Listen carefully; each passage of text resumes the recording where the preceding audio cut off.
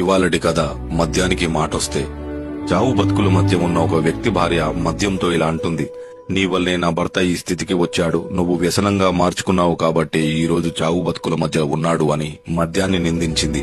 అప్పుడు మద్యం అంటాడు, పిచ్చిదానా, మొదటిసారి నీ భర్త 16 ఏళ్లప్పుడు అమ్మాయి ప్రేమించి మోసం చేసిందని చద్దామనుకున్నాడు. కాని నన్ను పుచ్చుకున్నాక దానమ్మ ఇది కాకపోతే ఇంకొకతని బతికించి పంపాను. చదువుకున్నా లాభం లేదని సాయంత్రాలు ఏడుస్తుంటే ఉద్యోగం కాకపోతే వ్యాపారం చేసుకుంటాననే ధైర్యం చెప్పి పంపాను.